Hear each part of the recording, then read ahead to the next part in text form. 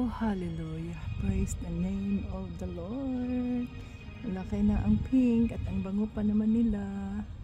Thank you, Lord Jesus, for a new day. It's Saturday.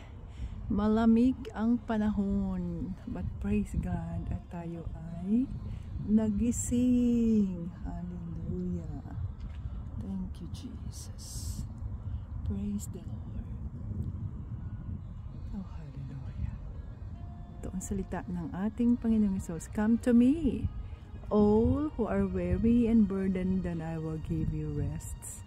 Matthew 11:28. So yun ang salita ng ating Panginoong Hesus. Sabi niya, come to me, all who are weary and burdened, then I will give you rest. Kaya yan ang kanyang pangako sa mga taong pagod na sa kanyang sitwasyon, sa mga taong sa palagay natin na hindi na natin kaya.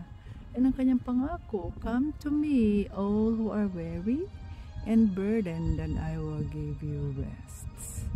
Praise God. You are an awesome God, Father, in the name of Jesus. Napakabuti niyo po. Maraming salamat. Dahil nandiyan ka upang kami ay tulungan sa aming mga sitwasyon. Nandiyan ka upang kami ay gabayan, upang kami ay alagaan, upang kami po ay bantayan. Praise God. Thank you, Jesus. Thank you, Jesus. King of Kings and Lord of Lords. Salamat po. Napakabuti mo, Panginoon.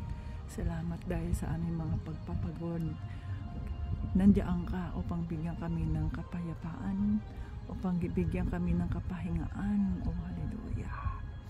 Oh, hallelujah. Praise the Lord. Thank you, Jesus. Guide us with your Holy Spirit today. You know, ang ganda ng roses, pink, ang bango. Guide us with your Holy Spirit today, Almighty Father. Ikaw lamang ang mapurihan at walang iba. Oh, hallelujah. To you be all the glory and honor, Father. God bless everyone. And Jesus loves us. Bye-bye.